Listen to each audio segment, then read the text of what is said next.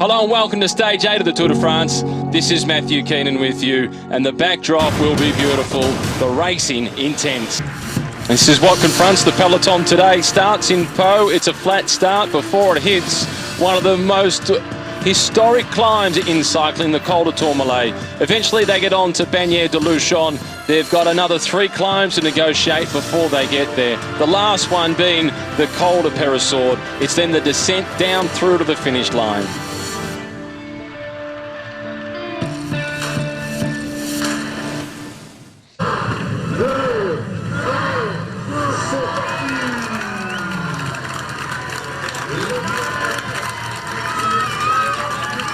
Pau hosting the stage start today. For the 67th time, Pau has been a host of a stage of the Tour de France, either the finish or the start. Chris Froome, a few adjustments.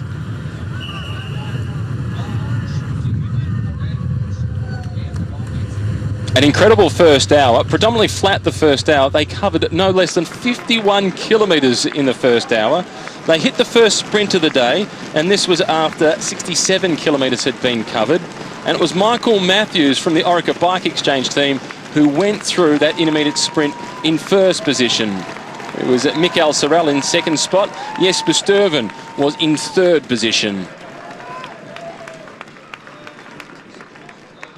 Also in that group was Tom Dumoulin was there, Dylan Van Baarle, Roman Sika, Luis Leon Sanchez, Peter Sagan picking up 2 points from the peloton. So he moves just a little bit closer to Mark Cavendish. This intermediate sprint right at the base of the Col de Tourmalet, and that was Thibaut Pinot that you saw making a move from the peloton. And now here he is as we pick up live pictures. The Vikings on the side of the road, but it is a Frenchman and a Pole who were climbing their way to the top at the head of the race with the 1 minute and 40-second advantage over the main peloton that contains all the big favourites for overall honours. And Greg Van Avermaet, the yellow jersey, at this point is not one of them. Thibaut Pinot and Rafał Majka are the 2 riders off the fronts. And this is Tony Martin, the multiple world time trial champion, making his way across.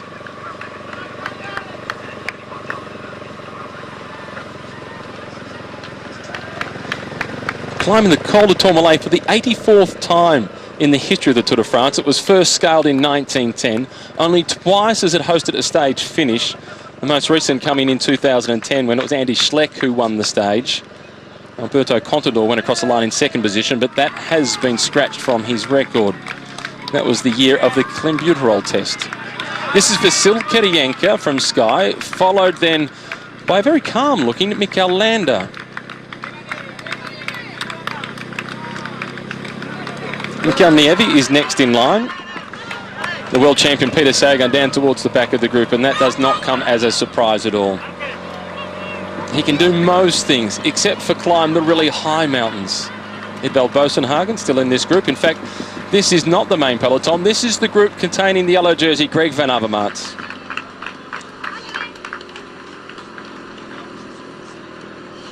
And he's more than 2 minutes behind the peloton that contains the rider that will next wear the yellow jersey, surely.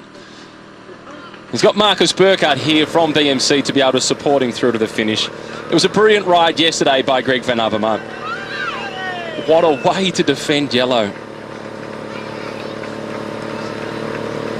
You can see Tony Martin looking down every now and then to his handlebars under the head stem just to check the numbers, looking to see where his heart rate is at, how many watts he's putting out.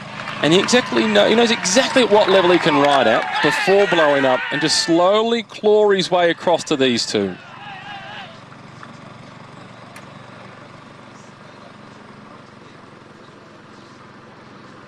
This is a great turnaround by Thibaut Pinot. You can see that little bit of stocking that's poking out of the back of his jersey. That's a stocking that's full of ice for the simple reason you can work it out yourself looking at the amount of sun to try and keep the core body temperature cool. 2 became 3 as Tony Martin joins Rafał Majka and Thibaut Pinot. It's a quality group out in front. 3 men who have all won stages at the Tour de France. And multiple stages, each of them. 2 stage wins so far in the career of Thibaut Pinot. The biggest one coming last year when he won to the top of Alpe d'Huez. the most famous climb in cycling. Hasn't been used as long in the Tour de France as this one, the Col de Tourmalet. First introduced in 1910. Alpe d'Huez was first used in 1952, but it's probably taken the mantle as the most famous climb. Mikel Landa now in the front, followed by Mikel Nieve. Two riders from the Basque Country, riding for a British team, supporting a Kenyan-born race contender, race favourite. He's looking for victory number 3. And the race today is well ahead of schedule. So far throughout this year's race, most of it has been behind schedule. And it's in large part because of the fear of stages like today and tomorrow, and then a really heavy journey through the mountains in the final week of racing. There's been the strategy, understandably so, of all the big favourites for the yellow jersey to conserve and conserve and conserve. Today's one of those days where you can spend a bit and get some rewards. Pau, the departure, the 67th hosting of a stage at the Tour. Bagnères de Luchon, the destination, the 57th time that it has hosted a stage of the Tour de France. So two of the most popular destinations for the Tour as they go over the Col de Tourmalet, which has been scaled more than any other major mountain in the Tour. This is the 84th ascension of the climb. At the front of the race, Thibaut Pinot in the white colours. It's then Rafael Majka, followed by Tony Martin at the back of the group from edX Quickstep, who was the last one to bridge across. Just 3.3 kilometres until they get to the top of the climb. And when they get there, they've got the prize of the souvenir de Jacques Godet, who was the director of the Tour de France for a very long stint. 50 years, from 1936 through until 1986. Jacques Godet was the director of the Tour de France. So each year when they go over the top of the Col de Tourmalet, they have the souvenir in his honour. The Pic du Midi, which is an observatory tower. It must get some stunning views from up here. Most of the year it's got snow all around it, but today it's basked in glorious sunshine because the conditions are idyllic for racing. 30 degrees in the valley, up towards the 20 degree mark once they get to this high altitude around about 2,000. I'm joined in commentary now by Robbie McEwen, who's been a 12-time stage winner at the race. And I spoke to him yesterday about the arrival in the Pyrenees, that these were the days that the sprinters didn't like so much. He said yesterday was okay, only one climb. Robbie, what about today? There's 4 really big ones. This is one of those shivers down the spine days. The kind of day where you look at the profile in the race handbook and it makes your legs ache already. And it's a good thing, especially if you're a non-climber as a sprinter. The climbers, they're completely opposite, but the sprinters would maybe not look in the book just before going to bed because it'd give you nightmares. Well, it brings me to the question that was raised by Richard Jeans, who's asked the question, what's more impressive, the power of the hill climbers or the power of a sprinter? It's all about perspective. It depends on what you're into, I suppose. But one definitely can't do what the other one can do.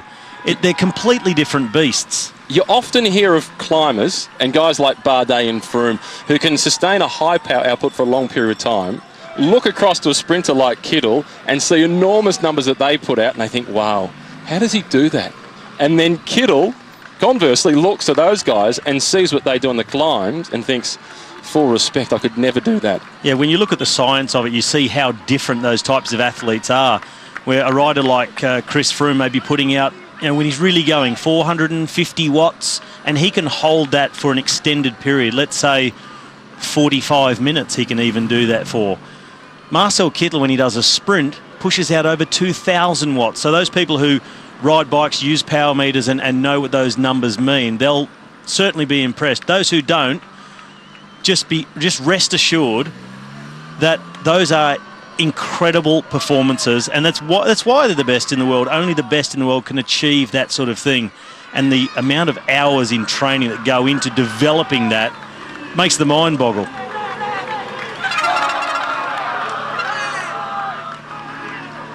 It sounded like it could have been the Stade de France for the final when they play against Portugal, but instead of the Allez le Bleu, it was for Thibaut Pinot.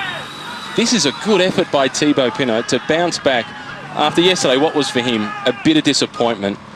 And he pull it up into the big chain ring.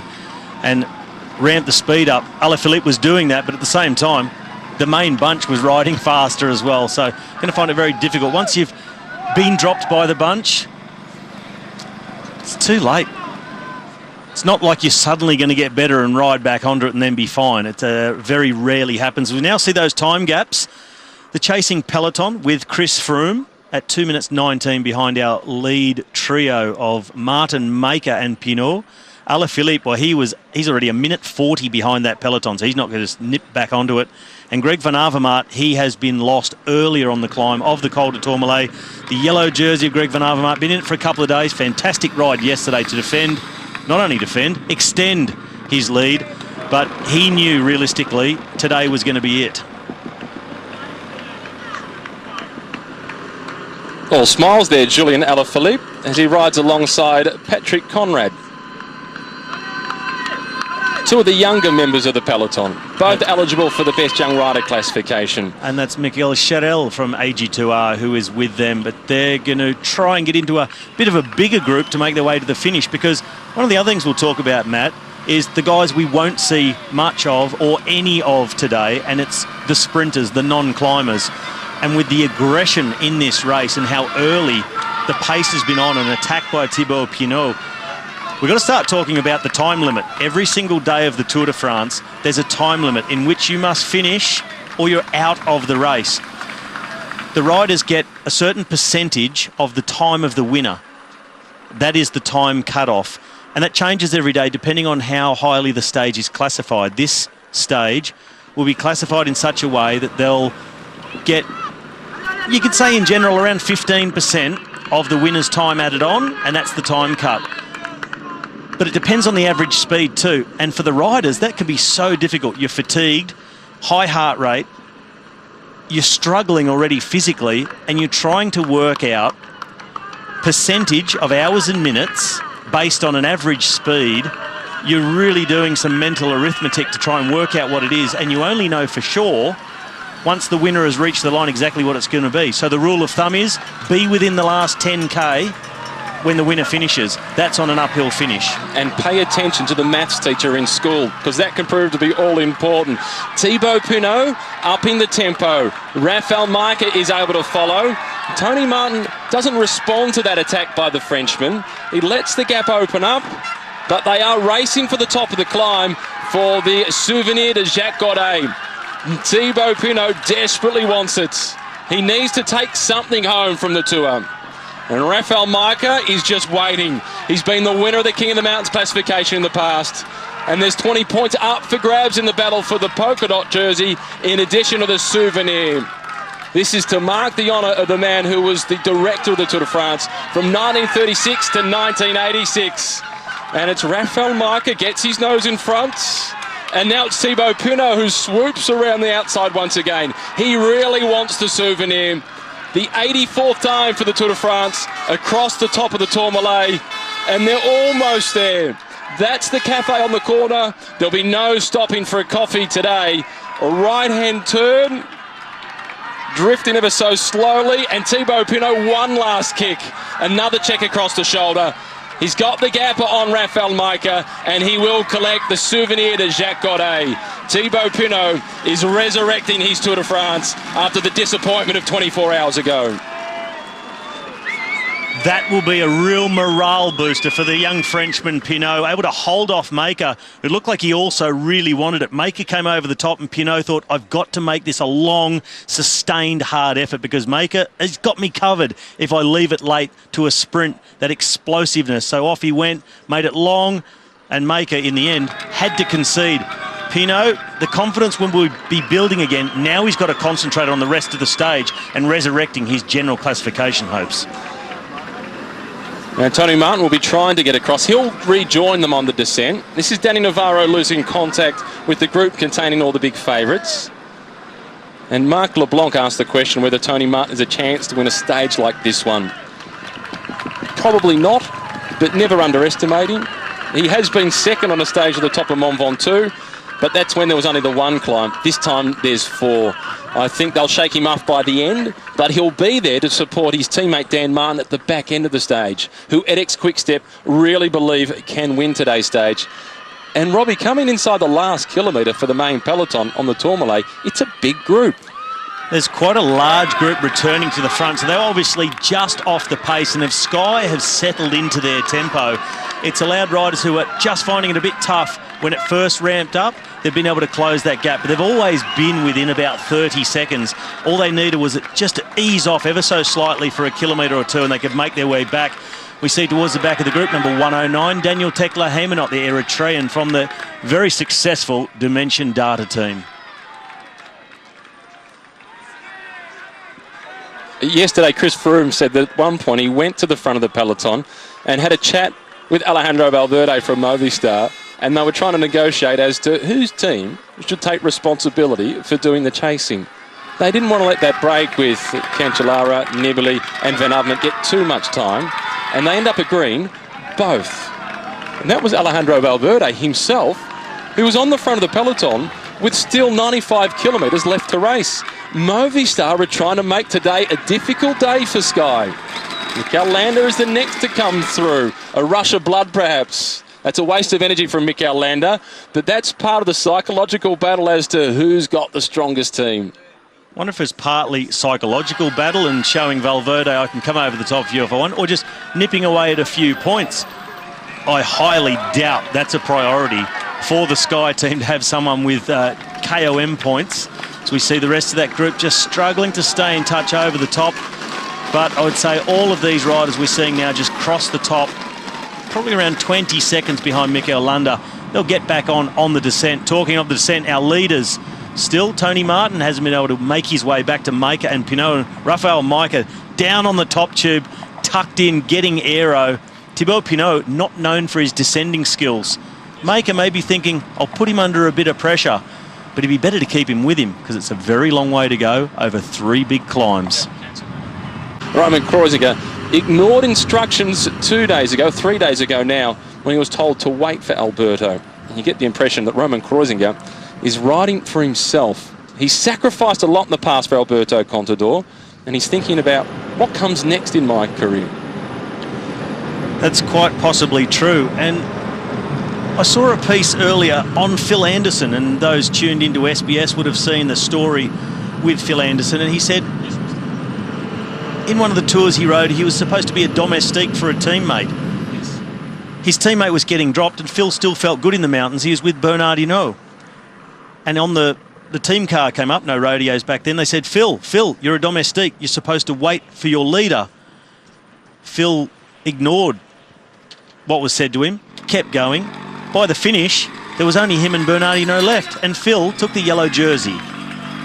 Maybe a bit of inspiration there for Roman Kreuziger after seeing Alberto getting dropped on stage 5 in the Massif Central. As we see the Movistar riders getting to the front on the descent, they're coming down through La Mongie on the downhill of the Tourmalet, and it's been the scene of a number of stage finishes on the Tourmalet itself. It's a beautiful descent. The final descent today, I've had the question a few times via social media about how technical is the descent off the Peyresourde, and is it a chance for someone like Romain Bardet, who's got a great reputation for descending, to be able to attack? And from having driven it last night, it's not technical enough, and the last 3 to 4 kilometres are really straightforward, and you could get brought back in pretty easily by a group of 3 or 4. Yeah, the Peyresourde is not a technical descent. There's just near the top, there's a couple of hairpin corners, but the rest is really almost straight, just flowing. It's a really fast, non-technical downhill. The thing is, it's quite steep and fast, so it might be 16 kilometres in length, but it goes by so quick because the speeds are so high. So the corners aren't technical, just depends how fast you're hitting them. When you're at 100 kilometres an hour plus, it's about who has the intestinal fortitude not to have a touch of the brakes and just rail it through those corners. But this side of the Tourmalet is also the nicer side to descend. The asphalt's in generally a better state, and on the second half as you go down, it's actually a lot of new asphalt. It's a really nice descent to ride, as opposed to the other side, which is a lot rougher, and it's the side where we saw Jens Voigt crash out of the Tour a few years ago when he hit that invisible bump. That was a horrible crash. He went down, unable to get his hands out, and his family watching it at home with a motionless Jens Voigt laying on the ground. It was one of those awful incidents where everybody in the race just held their breath. thankfully Jens was okay, and well, Jens continues to be Jens, one of the most likeable guys to ever enter professional cycling. It's good to have him still involved in the sport through commentary, and he's also one of the ambassadors for Trek. And there's been a little bit of a rumour that's gathering momentum that on Monday the Trek team will announce that Alberto Contador will be joining them next year. I raised this with Jens over lunch, and he doesn't think that it's going to happen. He doesn't think that Trek has got the budget for Alberto Contador, even though Fabian Cancellara is retiring, because he figures that once you get Alberto, you get a fair few of the entourage that comes with him. Soigneurs, mechanics, a few teammates. And the other rumour is that John Degenkolb is going there as a replacement for Classics rider Fabian Cancellara. So the riders continue the descent of the Tourmalet and riding through the Vallée du Grip.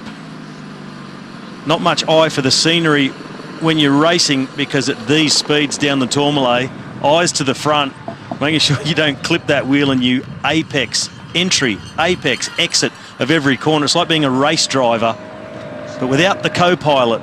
So you've got to do it all yourself. And without the roll cage. That's the biggest factor. There's no margin for error.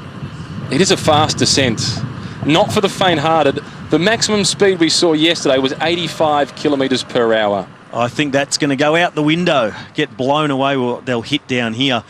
The difficult part of this descent is when you come into those galleries, those half tunnels where one side is open but it changes from full sun, very bright, into almost darkness. It's very difficult for the eyes to adjust quickly enough to see the exact apex within, because those tunnels are also in little corners.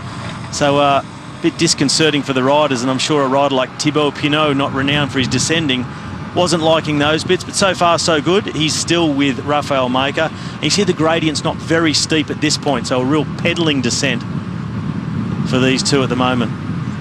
I expect Tony Martin to be able to return to these two because it is a pedalling descent. And a lot of people ask questions about what sort of gears they use, and Rafael Maker eating, so they're not going full noise.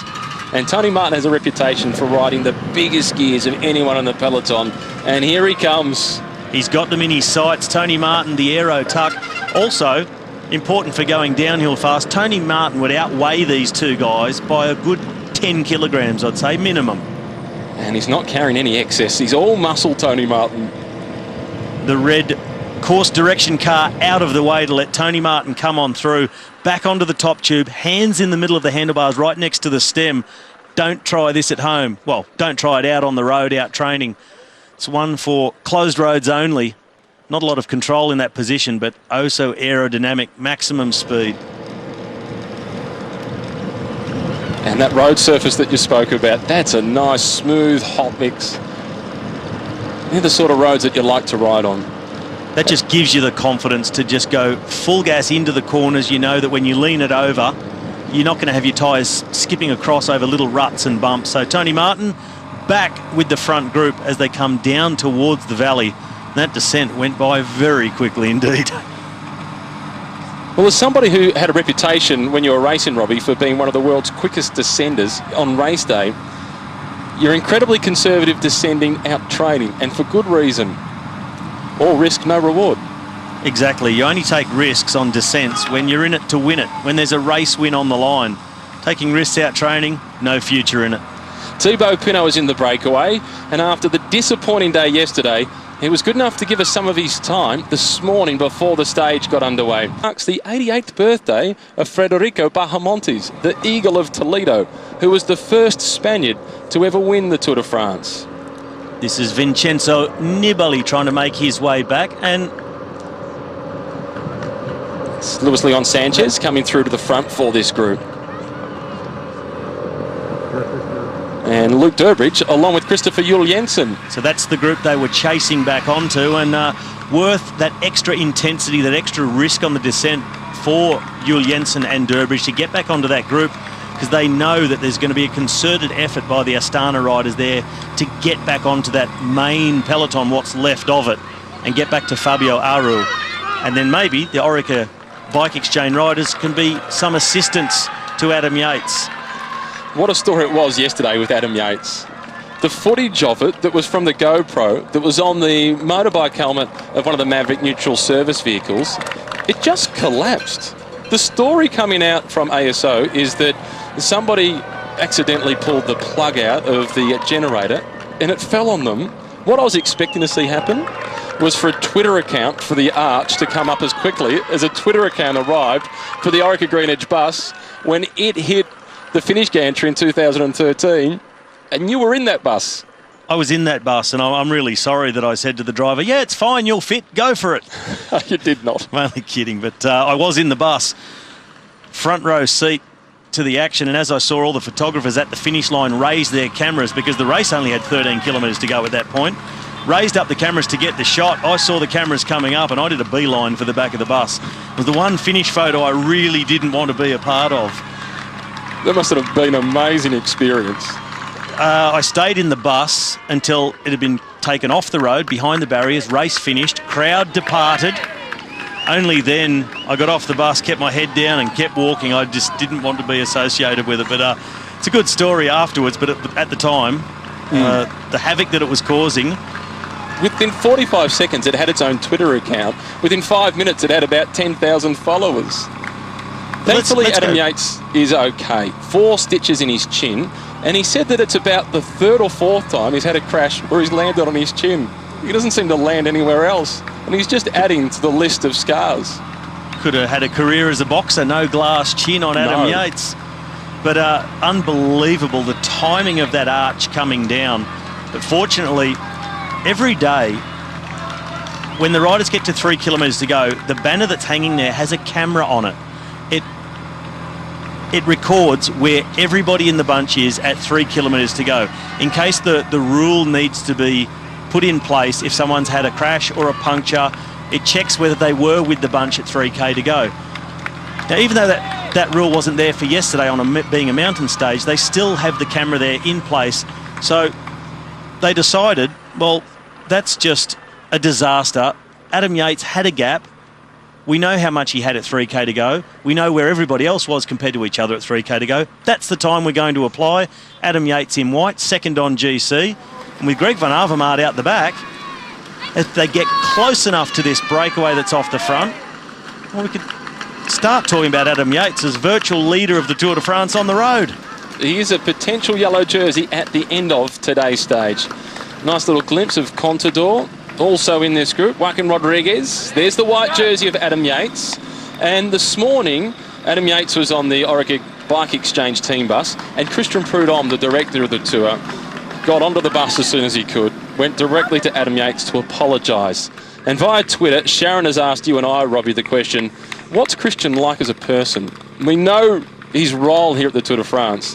And as a person, I've been pretty lucky in that the guy that I travel with on the Tour de France is the godfather of Christian Prudhomme's children. So I've had a pretty good insight into what Christian Prudhomme is like.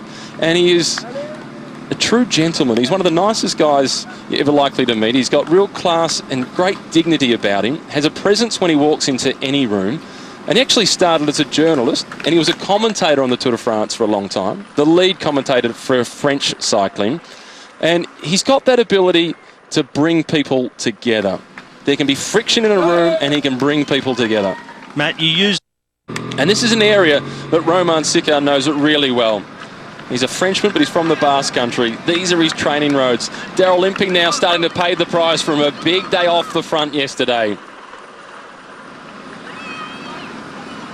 After his second place finish on the stage, I thought he might have been really pleased with his form, a little disappointed with perhaps an opportunity that was missed. At the end of it, he said he was chuffed. It's the best he has ever climbed, and he's really happy with his form. And when you look at the size of that group, there's not many left in there, perhaps 30 riders. He's got every reason to be happy. Greg Van Avermaet was in the break yesterday. He said as soon as he saw Steve Cummings in the group, he knew his chances were pretty much zero. Former teammates Steve Cummings and Greg Van Avermaet. Romain Sicard about to be caught by the group. BMC colours today. They've got Emil Monar still in this group. So too Richie Porte and TJ Van Garderen. Still 5 kilometres left to climb. This is the Col de Horquette. Category 2 climb, the easiest climb of today's stage. Still a strong contingent in that group from the Astana team. Fabio Aru is the man that they're protecting. A lot of his other teammates are caught with their head down and looking at their mobile phone or their smartphone and on social media. Getting the conversation with Bauke Mollema requires you to drag his head out of the book that he's reading. And he reads all the classics as well. So his nickname is Book Mollema. Nothing wrong with a bit of intellectual stimulation, and others choose to study. If you look at Manuel Cinziato, he's becoming a lawyer. He's been doing that study during his time as a professional bike rider. Another one holding a degree, Marco Pinotti, now retired, but he was known in his own team and in the Italian peloton at least as Il Professore, the professor, because he's a very intelligent man. He now works with Team BMC and applying his knowledge, but also the science of time trialling and preparing, training for time trials and helping the team out. And one to benefit from that has been Rowan Dennis. Don't forget, fastest Tour de France time trial ever last year when he won the stage, the opener in Utrecht. His average speed on that stage, Rowan Dennis, was 55.4 kilometres per hour. They're officially still on the climb. A little bit of respite at this point. Rafael Majka at the front, followed by Thibaut Pinot, and then it's Tony Martin at the back of the group. They're still 3.3 kilometres before they get to the top of the climb. None of these riders are a threat in the general classification. Thibaut Pinot is the best placed overall. He's at 9 minutes and 12 seconds down, which has him just on around about 3.5 minutes behind Chris Froome. Chris Froome, incidentally, is around 5:57 behind the yellow jersey of Greg Van Avermaet, who continues to fight. He's only around about a minute off this group himself, the yellow jersey wearer. The first Polish rider to do so. The record, incidentally, is 7 wins in the King of the Mountains classification. That's courtesy of the Frenchman, Richard Virenque. Almost at the top, there's the banner for the Hawkettes, and it will be Thibaut Pinot who collects more points in the race for the King of the Mountains jersey. He now moves to 25 points in the battle for the polka dots. And I think Rafael Majka just answered my question about is he going to go for the Mountains prize. No challenge then to Thibaut Pinot on the top of the climb. Certainly not from Tony Martin sitting in third position. But look at that time gap, 1:21 to the Sky-led peloton. I'm not sure these guys are going to enjoy too much more time off the front. This 10-kilometre descent, they get down into the valley, and it's a short stretch of about 5 to 7 kilometres before they start to go up again. And the next climb is the Col de Vallauron-Azet, 10.7 kilometres at almost 7% average gradient. So much more difficult than this one. It's a category 1, so it's categorised harder than this climb as well. On a ski resort, and there's plenty of options here as well. Downhill skiing, cross-country skiing, snowboarding, and lots of water sports as well. There's some beautiful lakes in this part of the Pyrenees. Mikel Landa not far from home. We're just across from the Spanish border. One of the men from the Basque Country leading the peloton across the top. This is Morabito at the back of the group for FDJ. The one who tried to boost the morale yesterday of Thibaut Pinot with a pat on the back as he was getting dropped on the Col d'Aspin. 1:25 is the gap. Not a lot. They haven't given them much rope to play with on today's stage. You get the impression that those doing battle for the final yellow jersey, they want to race for stage honours, not simply try and gain time on their rivals.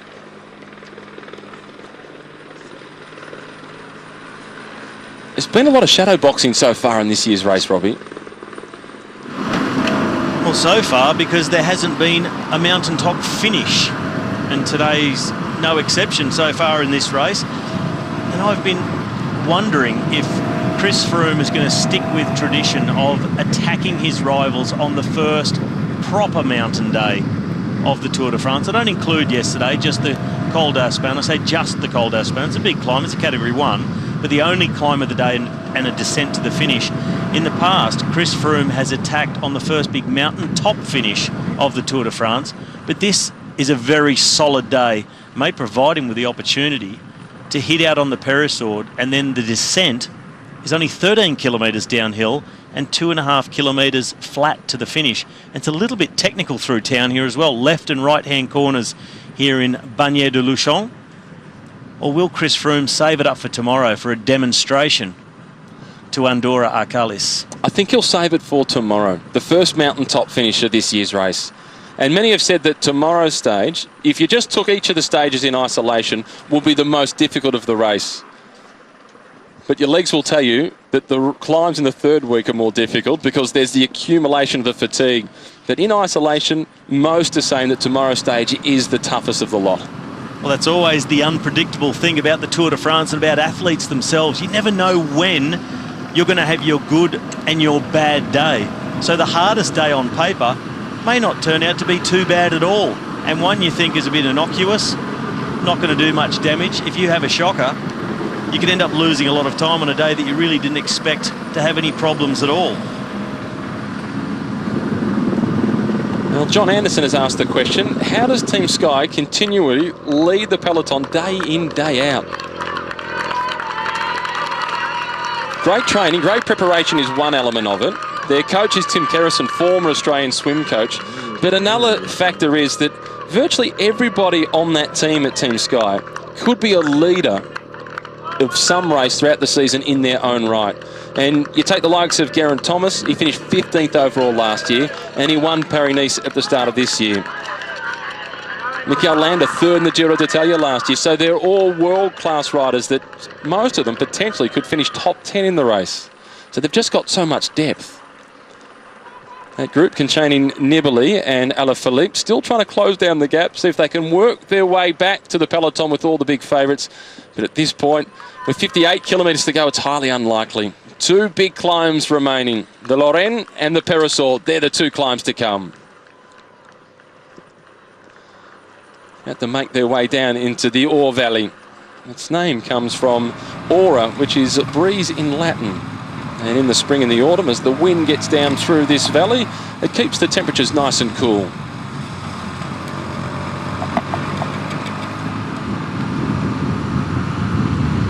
And now Tony Martin goes to the front. He's been sitting the wheels whenever they've been on the flat road or on the climb.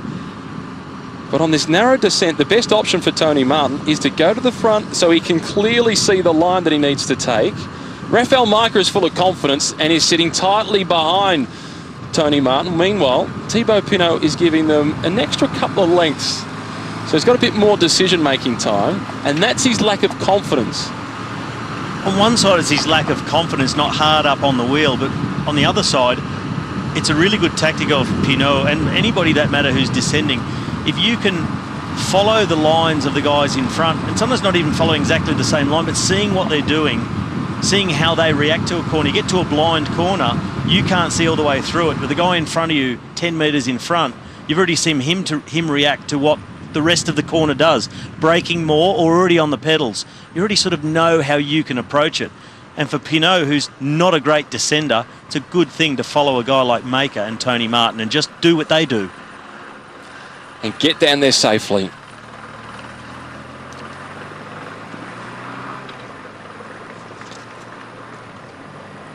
Looking forward to seeing the data come through after today's stage to see what sort of speeds they hit off the Tourmalet and also on this one.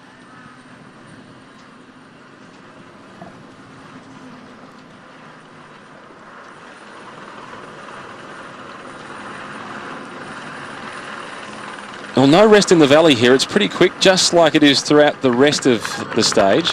And this is one thing that Bernard Hinault has spoken about. What makes the Pyrenean climbs sometimes much harder than the Alps is there's no valley road, there's no rest. It's up, down, and straight back up again. Martin Alminger at the front of this group in the white colours. It's then Sylvain Chavanel, followed by Marcus Burkhardt.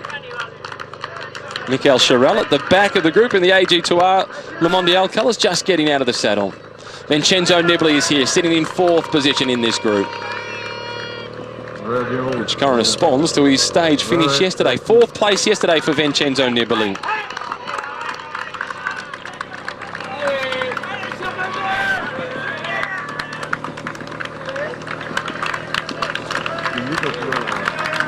And it's almost a foregone conclusion that Vincenzo Nibali will be leaving the Astana team at the end of the season.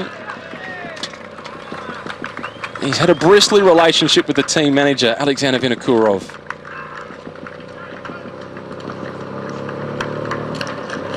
Well, and they're more than 5 minutes behind the group containing Chris Froome and Nairo Quintana. So another day of big time losses for Vincenzo Nibali. Giving even more distance here, Thibaut Pinot. He's jumping out of each of the corners like he's racing a criterium, trying to get back into the slipstream of Rafael Majka.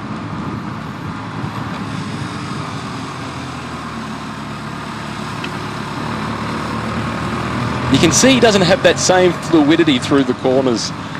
And he changes his line every now and then, midway through the corner.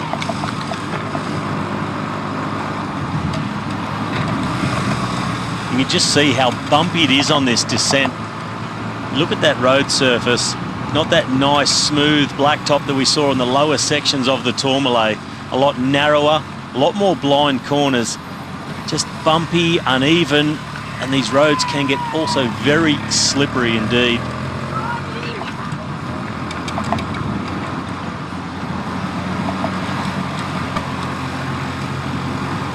You see the signs erected at the side of the road. They're pinned onto the post and showing exactly what some of the corners are going to be. So a sign there for a hairpin. So the rider's getting ample warning. You see the yellow arrows. When it's just a normal left-hand turn into a street, there'll be one. When it's a particularly sharp corner, there'll be two of them. If it's a real bad one, they'll have those two up and they'll have them on 3 different posts on the way to the corner, plus a sign for a hairpin, plus a great big exclamation mark, plus someone with a flag. And so a whistle. It's really hard to go wrong in the Tour de France and say, I really didn't know what was coming up. But that crash with Alberto Contador on stage 1, he didn't know what was coming up, that traffic island. It just caught him unawares. That's what cost him, and then he overcorrected and laid it down. Yep, he was going for that high exit speed out of the corner, then saw he didn't have all of the road to use and just leaned into it a little bit more, front wheel washed away.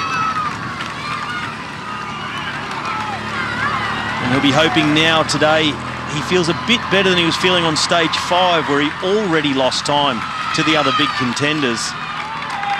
I'm also getting asked by quite a lot of people, does Richie Porte go on the attack today? Does he start to try and narrow that deficit? He may make an acceleration, have a bit of a feeler attack, see if the others are prepared to even let him go a few lengths. But I think he'll be thinking mostly about tomorrow, the stage to Andorra Arcalis. That's where the big differences are going to be made on a mountaintop finish. Because if you go on the Peyresourde today in the final, you've also got to be prepared to take the big risks on the descent to defend that lead. Could be something that ends your Tour de France, because end of the stage, fatigue is set in. You're at almost 100% of your capacity if you're going to attack over the top of the Peyresourde. You've got to get it just right on the way down. It is a big risk to take attacking there. I can't see Richie Porte doing it. They're going to stick to their original strategy. I think they'll ride conservatively today, wait for opportunities tomorrow, just in the last 5 kilometres perhaps, Richie Porte tomorrow, maybe even less, and just slowly chip away at it. He's not going to try and reel back in that 1 minute and 45 second deficit all in one foul swoop. Guchamp, the small town that they're making their way through, with the church of Saint-Brice Sainte-Catherine.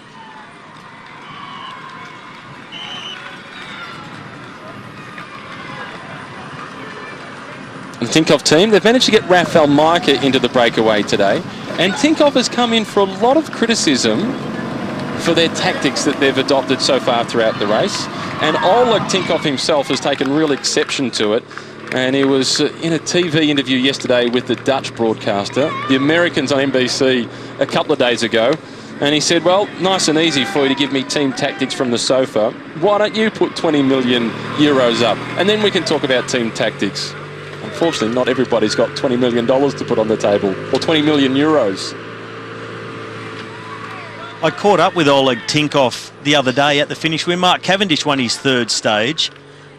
We had our live hosting position set up for the post-stage analysis right next to the podium, and Oleg was there. And we were having a bit of a chat, and I said, Oleg, the end of this year, you're pulling out of cycling, you're all done. What are you going to do next year? He said, you know, it's a good question. I haven't thought about it yet. I said, I don't believe you. I said, because if you don't have something organised or ready to go and do, you're going to get bored very quickly. He said, I don't know, I might buy a boat. He's eccentric, to say the least. For better or worse, he'll be missed by the sport. And he is colourful. Here's one of his men, Rafael Majka, in the breakaway. And this is a point of the stage where they would have been hoping that Tony Martin would contribute to the pacemaking. This is the short valley road to the Col de la Reine, the next climb of the day. Well, we've got this valley, and I think things will stay more or less status quo. I think Sky might start to reel them in a little bit. Now they've got some time to pick up the pace and use their numbers against the three out the front, start to bring that gap down. Talking of Oleg Tinkov, the funniest video I've seen since the start of this Tour de France. No, it's not the Flamme Rouge, the final kilometre arch coming down on Adam Yates, not a laughing matter. It was Oleg Tinkov. He took a film crew out to film him, basically, a day in the life of Oleg, but the clip that they put on internet was he was getting to the end of his ride and he's got a full support team car with him. So he's done for the day. He pulled over, he leaned his bike against the team car, then he proceeded to get undressed on the side of the road. He had his driver stand on top of the car with a watering can, absolutely full, stand on top of the team car while Oleg, full nude on the side of the road, shampooing his hair while his domestique stood on top of the car pouring the water over him in a ad hoc shower. All filmed? And all filmed, all on camera, and singing under the watering can. I've not seen anything quite like it. I'm sure plenty of people have done it, but not with a camera crew there. I can't imagine too many other team owners doing that. As they come to the Val d'Aran, a lot of riders grabbing the bidons and, or as they say here in French, the bidons, the water bottles, not only drinking but squirting it on themselves, trying to get some sort of cooling. It's so hot, especially down in the valleys, plus 30s, the temperatures down at the bottom of the climbs. On the top, considerably less at altitude, but still feels even hotter because they've been doing that climbing. So it's a real battle to keep the body temperature down. If you can keep that body temperature under control, lower it somewhat, leads to better performance. When you get overheated, it's just the same as a car. Steam starts to come out the radiator with the riders. The proverbial steam starts to come out of the ears. Get overheated and dehydrated, that is the end. And then you have to stop by the side of the road and put the bonnet up. Or take the shoes off and the helmet and just lay in one of those streams for a little while. Always been tempted by that. Here is the Col de Val-Lorraine-Azé, and it is a climb of 10.7 kilometres, average gradient of 6.8%. The toughest part is when they go through the town of Azé, right in the middle, with a gradient of around about 12%, 10% at that pinch. So that's the toughest part. These three will try and continue to work together, particularly the two at the front. Tony Martin, he's just trying to follow the wheels. Pinot and Majka are hunting for the stage victory. Tony Martin is thinking about his namesake, the Irishman Dan Martin, who's back in the safety of the peloton. This is the left-hand turn onto the climb. This is where it all starts. Tony Martin, another couple of gels into the pocket from his sponsor, team sponsor, Ethics, into the pocket. Always got to refuel all through the day, as the riders are now shown on the chalkboard. 55 seconds, on our screens 46. Well, all I know is the peloton led by Sky are coming closer and closer, and in that valley they have used their power in numbers to narrow that gap by another 30 seconds, and I would expect somewhere on this climb for them to take back this three-man group. And that's where we could finally start to see some of the bigger names, the general classification contenders, start to throw it out there as they come out of the town and turn now onto the ascent of this Category 1 climb. Team directors on the side shouting instructions, giving water bottles, and the cars have been pulled out of the gap. It's a sure sign that the race organisers think that this breakaway will be brought back fairly quickly. Officially start the climb, 10.7 kilometres to the top. Poles, the Dutchman on Team Sky, has got a problem with his wheel. He's got a wheel in. It's such a surprising race, Paul, because as we've seen now, the Maillot Jaune of the Tour de France at the start of this day, having gained time yesterday, has paid the price in full, because we're now searching for a new leader of the Tour. Well, for Wout Poels, one of the right-hand men for Chris Froome, this is not the ideal time to have a mechanical incident. But as you can see, pure professional rider there, making a point there as he goes back through the convoy of cars there to take on board a couple more drinks for the team as he moves forward. But what we're starting to see now is a little bit of a changing of the guard as we see this rider here, Mikel Landa. He's also now starting to drop back. He did a lot of pacemaking in the early part of this race, but this is why you have to have a strong team around a man who wants to win a race like the Tour de France. But I think today, as we start to see now, all of a sudden the leading group of three is now splitting. It's Rafał Majka, the Polish champion now from Team Tinkoff, who's making the move. Tony Martin there slipping away a little bit further back.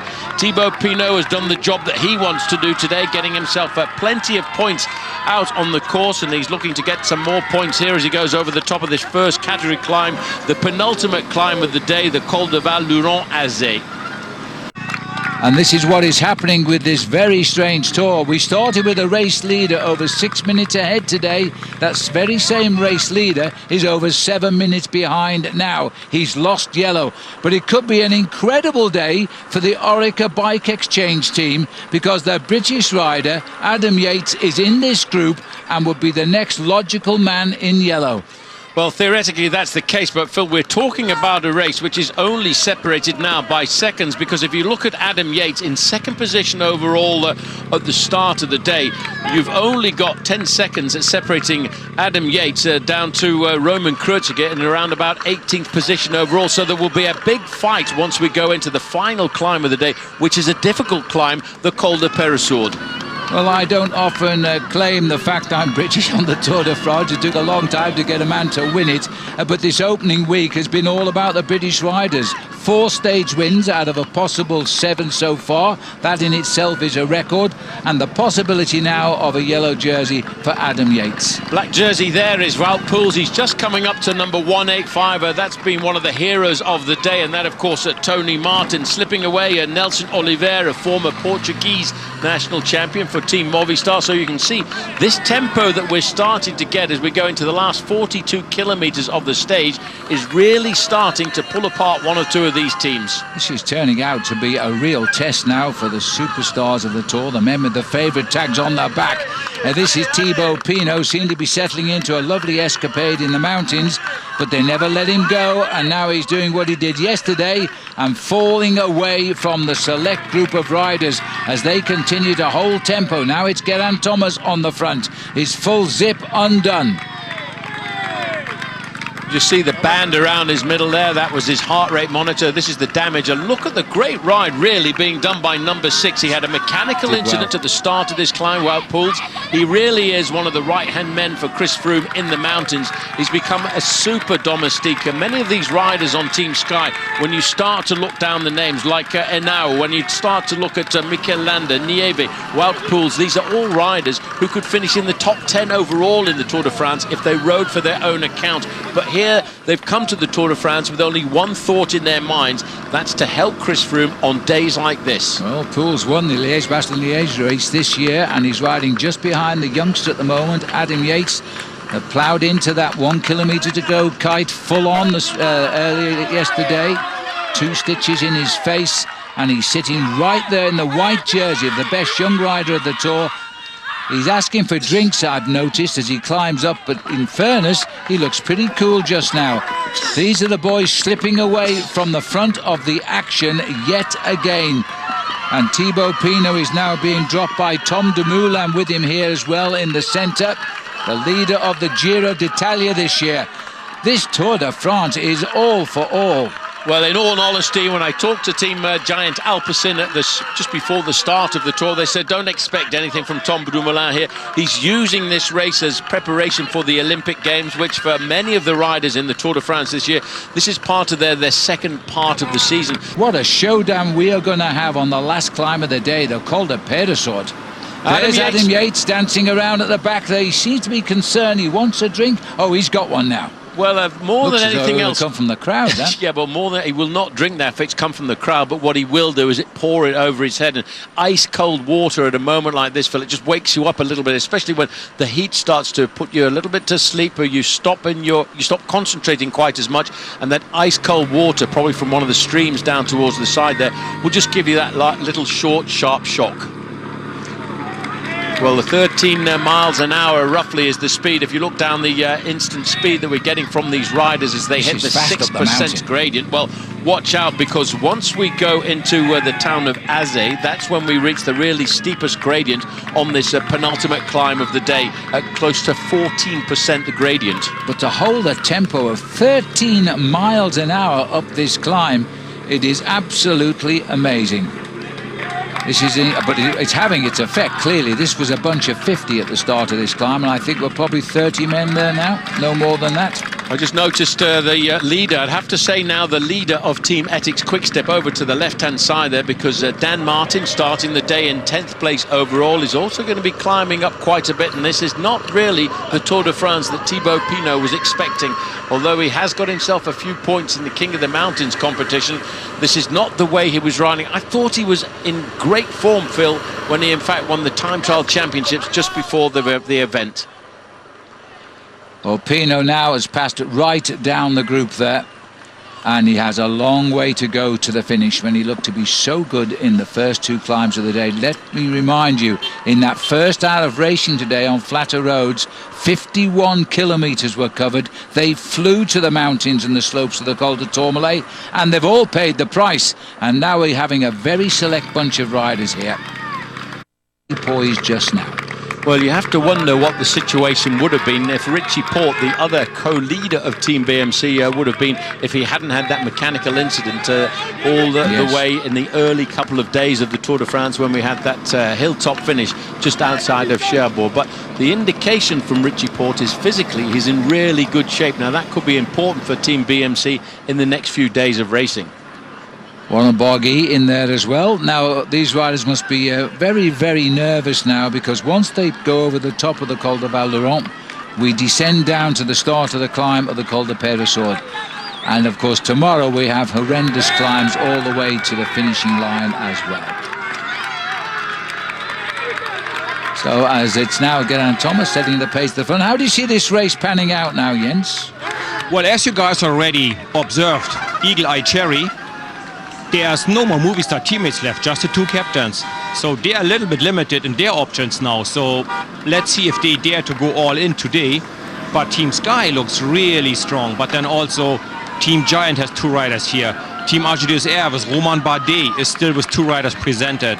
So I think maybe not Froome is gonna throw in the first attack, but we're gonna see Romain Bardet, we're gonna see Dan Martin trying to win the stage today. So I believe very early on the last climb we're going to see some serious action going on. Right, and the Irishman Dan Martin would be a very good pick by somebody, I think, to launch that attack, but we'll see. We don't know how he's climbing, of course, or how he's feeling at this stage of the day.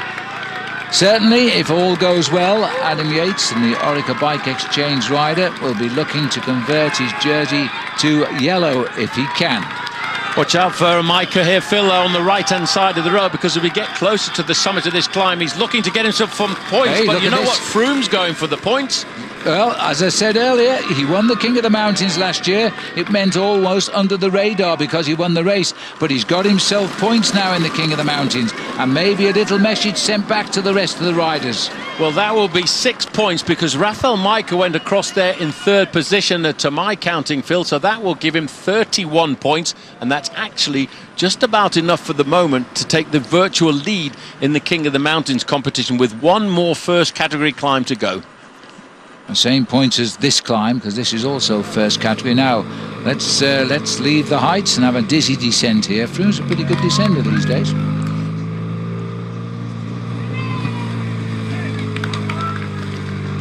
Just starting off gently, 36 miles an hour, about 55 kilometres an hour at the moment. They're not pushing it here. Sensible descending, knowing what's coming. Little chat there, Phil. You can see just between Rafael Micah and Chris Froome. I think Froome was not really thinking about points over the top of the climb, but he was thinking about placing himself to be in the first few positions to start this technical descent towards the front end of the peloton. He was thinking about safety, knowing that it's important to start a long technical descent like this in the first few positions. And I wonder if that's what the discussion was between him and Rafael Micah, saying, well, why were you going for that when you haven't got any points yet so far in this year's Tour? I remember Laurent Brochard being there once. Were He you certainly there? did. Were you riding? I was not riding. I was actually watching the race with you, sitting alongside you, and it was a downhill finish. I forgot about you. I'm sorry about that. Well, I should have known better.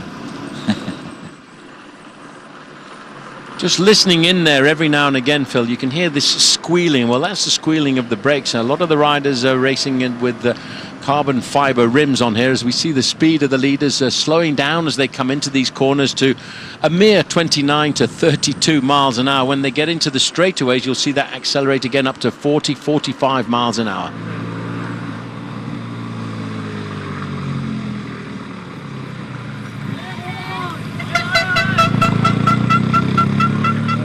Whoa, and that was a bit of a scraper on the wall there. Take a look at this. Well, there again you see Wout Poels taking the wrong line coming into that corner. A little bit deceived, I think, by the line that was taken around the corner by the motorbike, but immediately coming by him to keep the tempo nice and fresh was Geraint Thomas.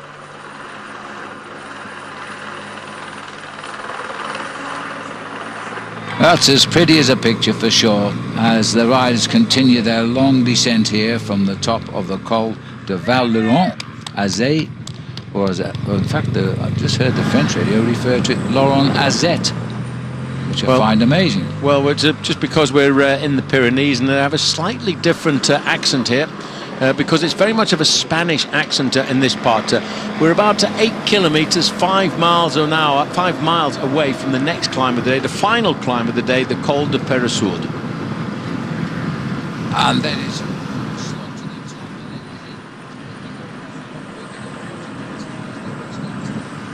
just listening in there once again, you can hear that squealing of the brakes. A big long line as this race starts to get itself very much organised. We're dropping down. We're about 3 kilometers away now from Loudonvielle. Then we'll go into Aronvier, then into Armontuel, and then we'll start this final climb of the day, and that is the Col de Peyresourde. The summit of the Col de Peyresourde is at 15.5 kilometers or 10 miles to go to the finish. Now that, with the descent as it is right the way down into the finish line, 15 kilometers is going to take them around about 20 minutes on the way downhill, because they will be averaging close to 50 kilometers an hour average speed over the last 15 kilometers. perfect day in the Pyrenees. The weather can so often be bad in this beautiful region of France. These giant rocks of granite splitting France from Spain, and right in the middle. Oh, there's been a crash on the corner there.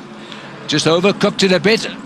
Well, it's actually the team leader of the squad here. That's because Kelderman. It was Wilco Kelderman lost his front wheel. Look at that. Oh, in fact, it looks as if Bennett's with him as well. Looks like there are two riders from Lotto Jumbo. That was a yeah. Well, in fact, let's have a quick look. The two riders from the same team. Well, he's got George Bennett. Is that George Bennett who's there with him?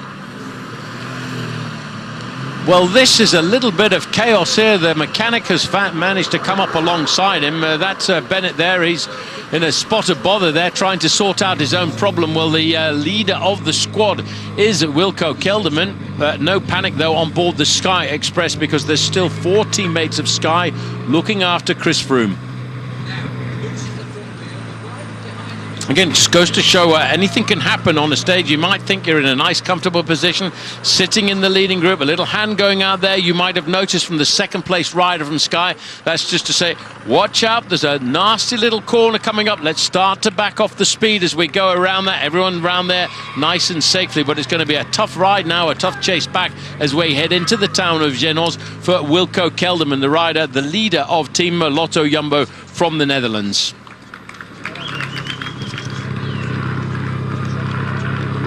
Well, just inside now, 29 kilometers to go. Mikel Nieve coming forward now. That's Mikel Nieve on the front. That's Alejandro Valverde just over to the right-hand side. There's the lake of Loudonvielle over to the left-hand side of the picture. Beautiful lake as well. And going back historically, they opened one of the early thermal baths here in this part of the world, in Balnia, on this the slopes of this water here. And in fact, they've got a number of different styles of baths. You have Indian baths, Roman baths, Japanese baths, and Inca baths too. Chance here to see the remains of some of the old fortifications. So important, the gateways into the Pyrenees and right the way across the top. That on the way, by the way, is the castle of Moulors, 12th century, the ruins there. Well, at least the chateau looks cool, calm and collected. All the excitement of coming down the mountain at a gentle speed. That looks like, is it 36th artillery, Paul?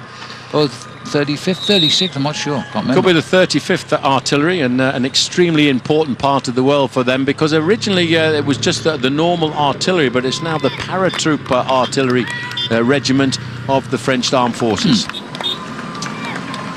Well, Wilco Kelderman falling there, and he should get back as we continue to spin around the Moulors here, little chateau. Well, this in heading fact towards the Col de Peyresourde now. The Peyresourde now about 4.5 kilometres, 3 miles away now from this leading group, and still the black and blue jerseys of Sky massing at the front. But what's happening behind now as we get closer to the Col de Peyresourde is all of the men who have wishes, have dreams of getting themselves a yellow jersey at the end of the day, will be massing up behind the rear of Team Sky, thinking, have I got the energy to make a move on a day like this? Because the man who started the day in the yellow jersey, let's not forget, Greg van Avermaet, he's a long way behind, almost more than a quarter of an hour. This is just going back a little bit earlier on. This was the rather sad moment. It was at 4:15 in the afternoon, French time. Michael Morkov, the Danish rider involved in that really dramatic accident inside of 300 meters to go on the opening stage, and it seems like an awful long time ago, into Utah Beach. He was the last place rider in the overall standings. He was trying to nurse his body through. He had a number of stitches in his right thigh. He felt that he was getting better, but maybe this mountain stage just turned out to be just a little bit too difficult for him.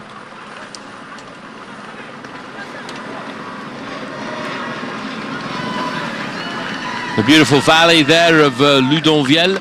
Not too far away down that valley is the small town of Arreau, and the Arreau is the start of the Col d'Aspin, which the riders went over yesterday, but it's also the start of the Col de Peyresourde. Nieve on the front, followed by Wout Poels. Geraint Thomas having a quick chat.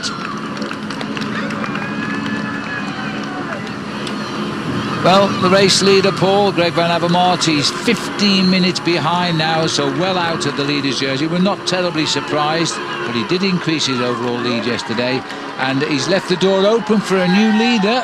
And I know that the Australian squad, Orica Bike Exchange, are rather hoping they've got themselves a leader of the Tour de France tonight. We'll see.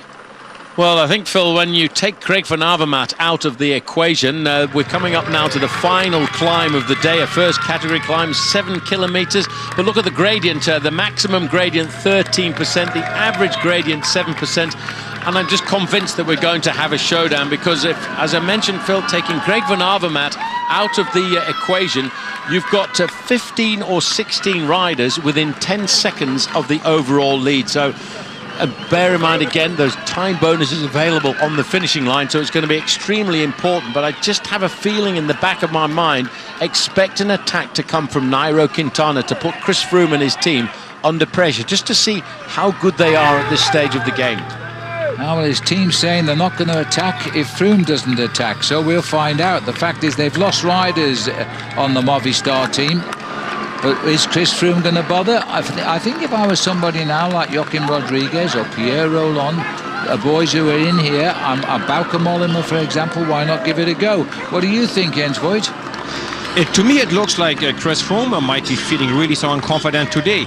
If he, just for the fun of it, goes for the KOM points, for the mountain points on the last climb, he is still having a strong team around him. And Nairo Quintana and Alexander Valverde from Team Movistar, they are a little isolated, so they might feel a little insecure about going all in. It looks like Froome is having a good day, his team is having a good day, so there we go. That is number 180 getting dropped. Well, that's Laurens ten Dam. Jens, I was just thinking, you know, is it a good point to make a move on a climb like this? Because once we go over the summit, I think yes, everybody wants to try the move on a climb like this, but there's 10 miles to go down towards the finishing line, and it's a long descent down into Bagnères de Luchon. Well, maybe what Chris Froome is hoping for, or Nairo Quintana, that they maybe not drop each other, but maybe together go down on the other side and get rid of the other competition first, and then they can battle out the first place tomorrow. But maybe they want to, like, first of all, kill the competition behind them.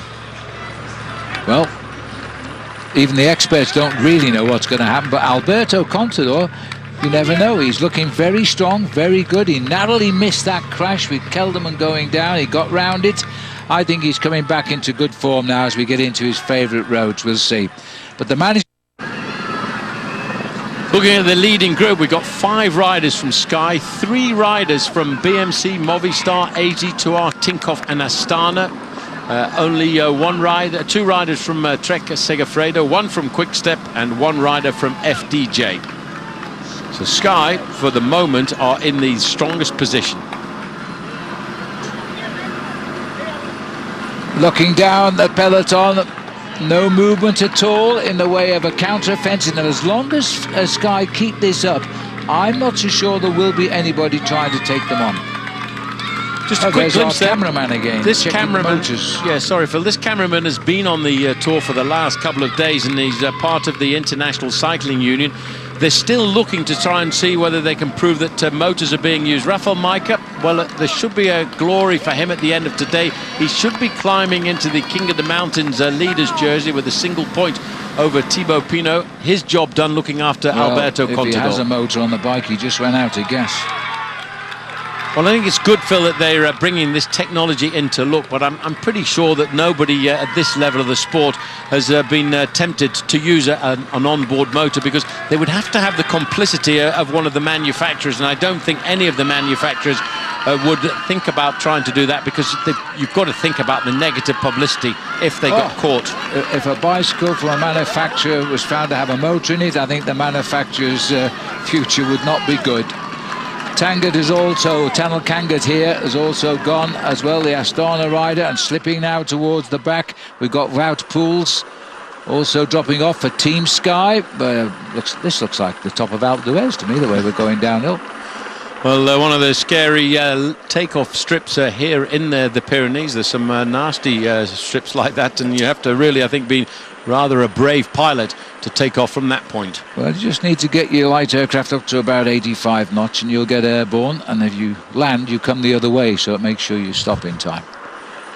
Did I tell you I used to fly? Oh, you certainly did, yes, on a number of occasions. Nice steady progress for Team Sky, but one by one they're seeing their riders fall away. Chris has got 3 left here. Quintana is locked into Chris Froome, the 1-2 of last year's Tour de France. He's the latest victim of the pace. Wout Poels, don't forget he had to rejoin earlier on. Now he's saying, no point, I'm going to drop off now and ride to the finish, because tomorrow is one heck of a day for the Sky team for sure. Oof.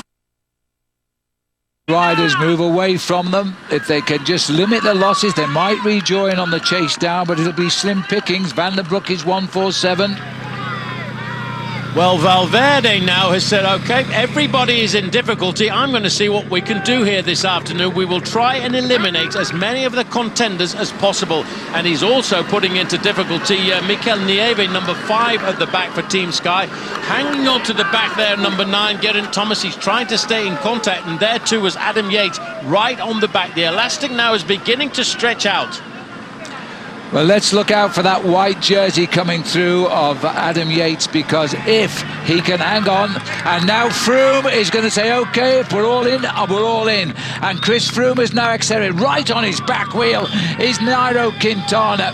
Well, you know, everybody talked tomorrow. Everybody talked Andorra. Everyone was talking about Arcalis, but Chris Froome has said, nah, forget all that. I feel good today. I'm going to have a little bit of a crack. This is the damage that his acceleration now is starting to do. Cyril Gauthier has gone near his camera. Also, we've now lost a pacemaker. Nieve has gone for Team Sky. Right, that was the acceleration. Now here comes another one. Dan Martin. He made the move here now. Dan Martin is a very clever rider, very astute. Dan Martin now an accelerator. It's a tester. No.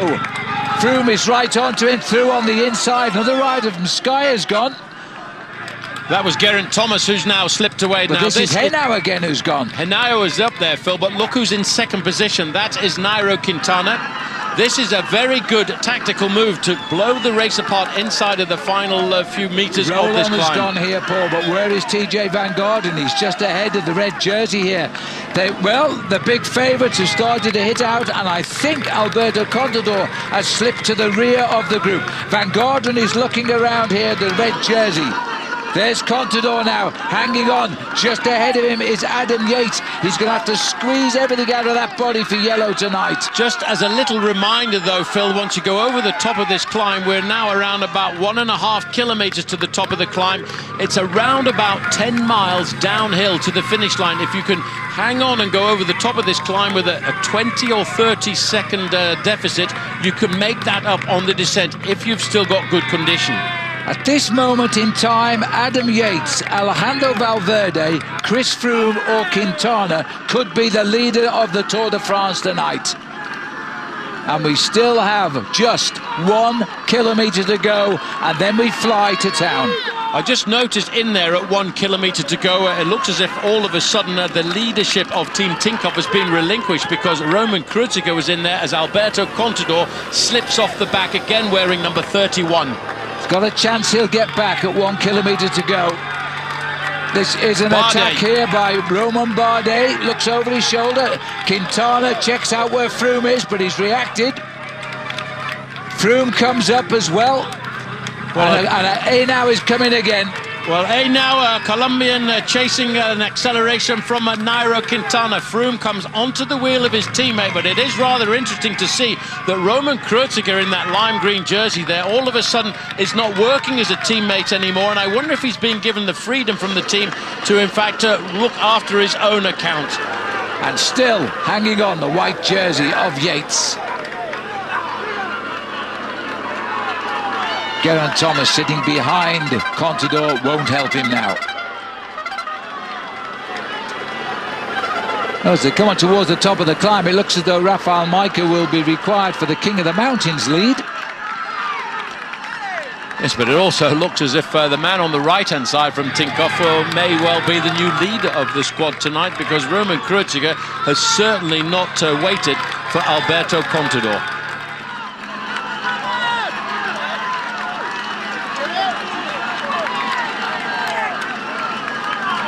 We're getting so close to the top of the climb now, and still Sky very much in control, but they've been attacked a number of times by the Colombian climber there, Nairo Quintana.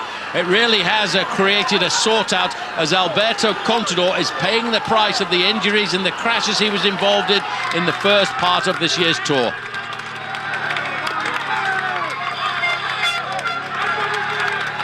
Now setting a relentless pace towards the summit here. Quintana's up for it along with Froome. Yates is still in there. Remember, Yates needs to finish ahead of Froome to hold the lead.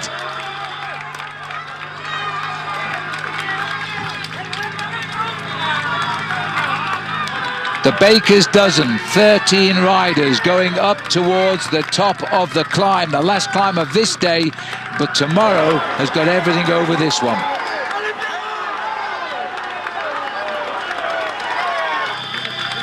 Many of these spectators will be Spanish now as they urge on Contador. Looks like Froome is going to go for points in the King of the Mountains here. He won't get the lead today, but he's right in the frame now as last year's winner. He gets the points and he's going to kick. Now, Chris Froome is going to go for the descent here. And pulling off there was Nairo Quintana, Phil, to see if anybody was going to help him out. Then all of a sudden he said, oh, I need to pay attention to this. I've got to chase down Chris Froome. At the moment when he thought that Chris Froome was just accelerating to get himself a few mountain points, Froome went right onto the attack, knowing that it's 10 miles downhill to the finish in Bagnères de Luchon. First two riders up the climb of the Col de Peyrassard. Froome, the winner of the Tour de France a year ago. Quintana, second in the Tour de France a year ago. The favourites have come to the top. Well, Froome, Phil, everybody said he was waiting for the climb up towards Andorra, and now all of a sudden he's putting Movistar onto the back foot. It's up to the riders in the blue jerseys there with the yellow helmet, with the lime green helmets, to actually try and chase him down. But that was a very crafty move. It looked as if he was going for King of the Mountain points, and he went straight over the top. Well, look at him the way he's out of the saddle. He's kicking all the way down to the bottom here. If he wins the stage, he takes the race lead, as simple as that. And all the plans by the organiser of the Tour de France to not finish a race uphill in the Pyrenees to stop Chris Froome taking the lead will have come to naught. Sitting on the back there is Adam Yates. He will just be praying at the moment that it all comes back together and he can actually take the overall lead at the end of the day. Theoretically, I would say Chris Froome doesn't have that much of a chance to get himself the victory in this situation, but isn't it interesting the way he's changed his tactics? People would expect him to go for the acceleration like this on the slopes of a mountaintop finish, but he's thrown caution to the wind, he's thrown tactics out of the window as he speeds down this hill at 45 miles an hour. He sees this as another opportunity.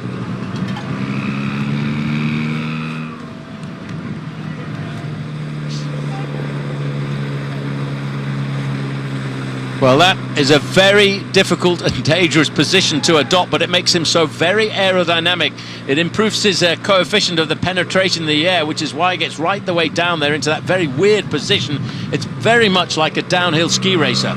He's just hitting 50 miles an hour, just topping 80 kilometres an hour at the moment. Clipping off the corners like an experienced Formula One race driver here. They're after him, though. They're going to try and get him. If he runs off the bottom with this sort of a lead, they'll pounce on him before the finish. It's a long, flat run-in.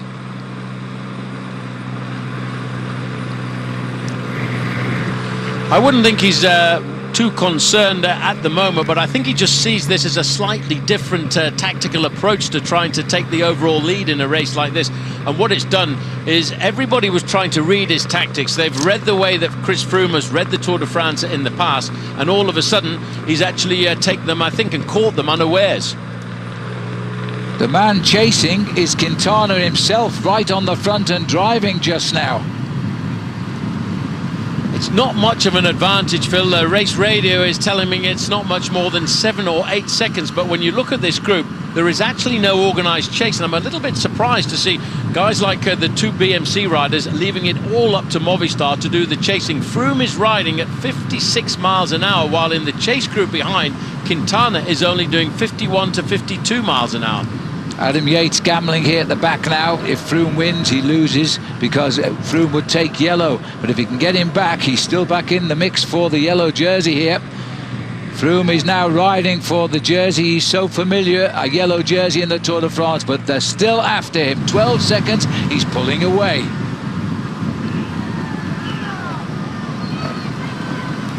You've got to bear in mind and throw into the equation, Phil, that there is, with 12 seconds advantage, there's also a 10-second time bonus on the finishing line for the first rider to cross. I don't think I've ever seen Chris Froome get down into this position in a downhill section like this. A reminder, 10 seconds, 6 seconds and 4 seconds time bonus for the first 3 riders to cross the finish. That time bonus is taken off the rider's finishing time. And with so many riders so close in the overall standings, it could be quite critical, the first rider to cross the finishing line on today's stage. There is Adam Yates. 49 miles an hour, up to 50 now for Froome as he goes under 10 kilometres to go. Oh, he's taking risks, Phil. This is really interesting to see the tactics that he's adopted here. There we get a chance. It's 11 seconds, the distance between these two. But you have to remember, this is rather strange here because once he gets down into the finishing town of Bagnères-de-Luchon, he's only got about 1 to 1.5 kilometres on the flat.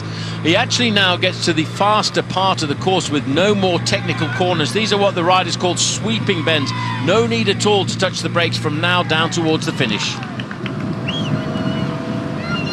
Well, Adam Yates, the young kid from Bury in Lancashire, is hanging on to the tail of this group, but they've got to pull back Froome if he wants yellow tonight. And a quick reminder, Phil, because just 3 seconds behind Adam Yates in the overall standings is Alejandro Valverde, who is probably the best sprinter in that group behind.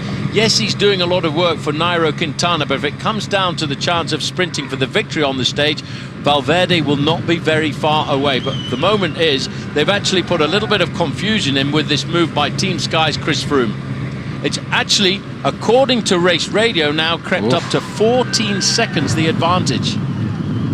Well, they're into Cazo de la Bourse at the moment. That leaves them 8.5 kilometres to race to the finish in Bagnères-de-Luchon. as they continue to charge off this mountain. There's still quite a few leaders here, and it looks to me as though Romain Bardet has got back into this group. What do you think, Jens Voigt? Well, I heard you guys talking about the crafty move. That is British understatement. That is a brilliant move. I mean, really, nobody saw that coming. I'm just blown away. It's brave, it's bold, and it looks like it's successful. I'm just loving watching every second here, and it all left to chase for the two people from Team Movistar. Nobody's gonna help him. It's all up to them. So there's a fair chance of Chris Froome actually making this little miracle happen.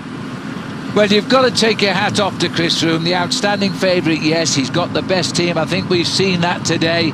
But at the end of the day, the leader has to show why he's the leader, and this is why. Yeah, but the funny thing is, this is another group a little bit further back here. You can see Geraint Thomas in that group with Mikel Nieve. Also trying to recover there, Alberto Contador and Pierre Rolland. What I think is interesting, Phil, is in the past, Chris Froome's tactics have been criticised. They say, well, he's too predictable. He moves the same way every time he comes through to the Tour de France, and his recipe for the victory is unchangeable. Well, here, he's actually thrown his practical book out of the window, and he's doing a very interesting move, which I think the way we're looking at now, as it creeps up to a 20-second advantage, could well pay off. Well, these riders are all in sorts of disarray here now. It's just a desperate chase to get down to the bottom. Gets away from that aerodynamic position. He knows these corners perfectly there, Phil. He gets out of that aerodynamic position, knowing that he's got two rather technical corners. That's why he sat back into the saddle. But he's taking very good lines around these corners, using all of the road as much as he can, not to lose any of his momentum. Interesting name still in that chase group as well. Frank Schleck has got back into that chase group.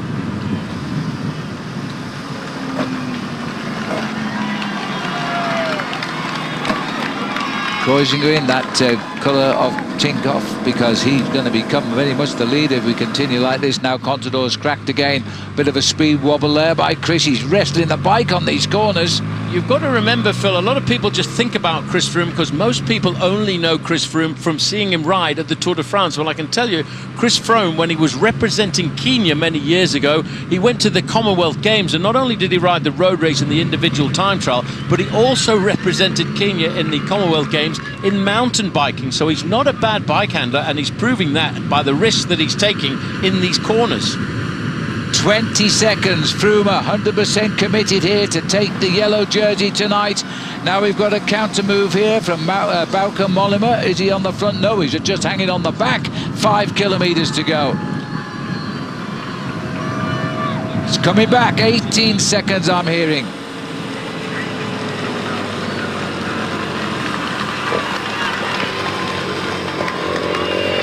I think it's Richie Porte actually who's still up here.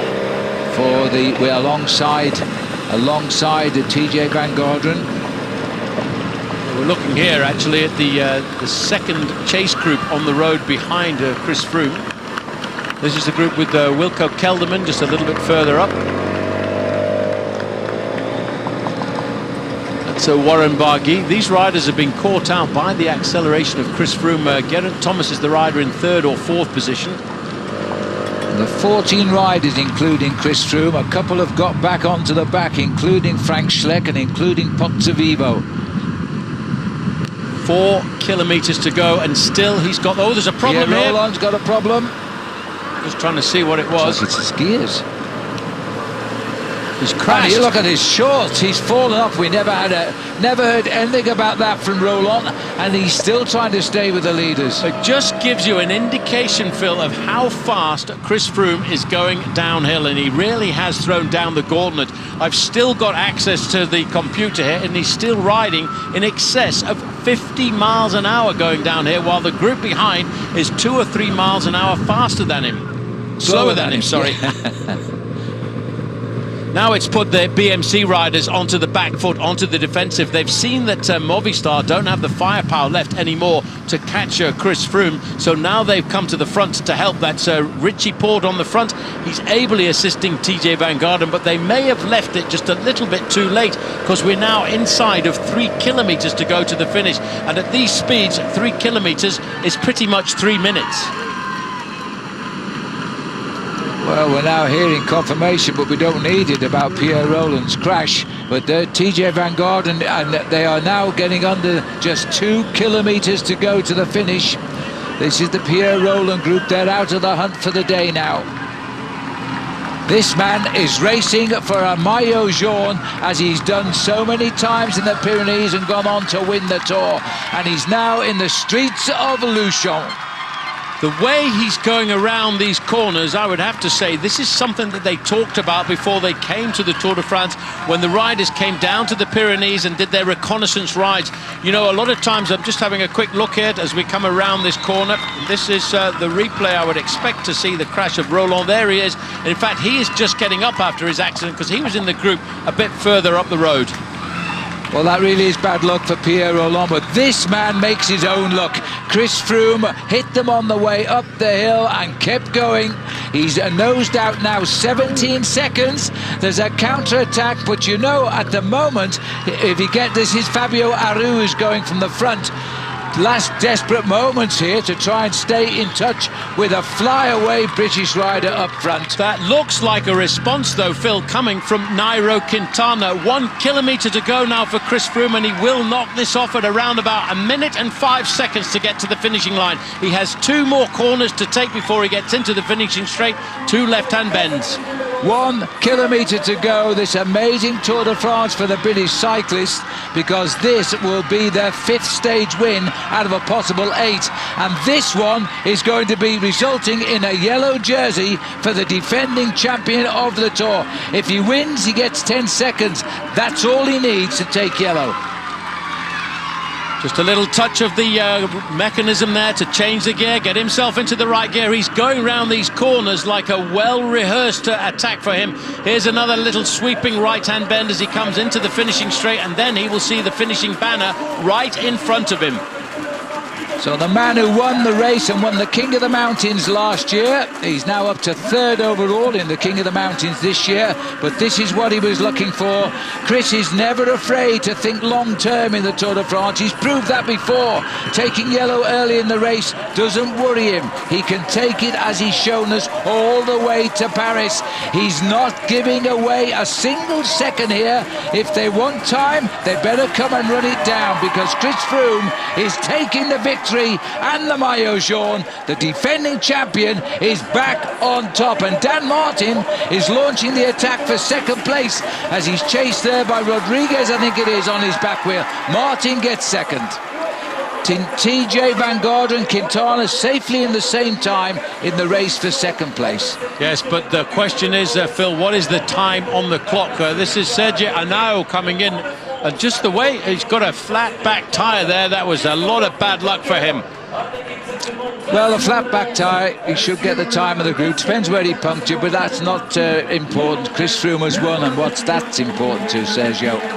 Well, this is Alberto Contador just over there on the left-hand side. He's with Warren Barguil, but even as he crosses the line on a flat tyre, you can see the smile on the Colombian rider's face. He's not too worried about that, because the team did the job that they were looking for this afternoon. Oh, what a surprise. Forget about trying to predict tactics. That was a great move. It's a move of pure strength and pure confidence, and when the chips were down, there was nobody in that group could do anything about Chris Froome. They were right to fear him on this day, because they said if he attacks, we'll try and follow, but they simply could not follow as Chris Froome made that move. And Contador now is looking at an enormous loss to Chris Froome, and we can say with some confidence he's lost the Tour de France today for sure. As he races up towards the line, this very select group of big names in the Tour de France are going to cross the line at about 1 minute 40 seconds off the pace. The German Emmanuel Bachmann in that group too. And just coming across the line at the back end of that group, you might just have caught a quick glimpse there of Pierre Rolland. Here is confirmation, the gap between Froome and Dan Martin, 13 seconds across the line in 3rd place, Joaquim Rodriguez, but a 10-second time bonus as well for Chris Froome, and he deservedly has a massive big smile on his face, and that will put him not only on the stage winners podium, but also in the yellow jersey on the eve of the first serious big match mountaintop finish of the Tour de France tomorrow when this race climbs up to Andorra and up to the mountain ski resort of Arcalís. Well, I'm pretty sure now, as we look at the sprinter a little bit further back, Dan Martin was thinking about the possibility of him getting the win this afternoon. There in third position on the road in the red jersey with the K on it is Joaquim Rodriguez, and hanging on for fourth position, Romain Bardet. Here's another quick look at it. Over on the right-hand side, Roman Kreuziger will cross the line in fifth place, just ahead of Fabio Aru. Bienvenue au Tour de France. Welcome to the Tour de France from Bagnères de Luchon. And once again, we look down there on the thermal baths of Chambert, thermal baths which were opened as a resort around about 1850 as a treatment centre, taking advantage of the Luchon Springs.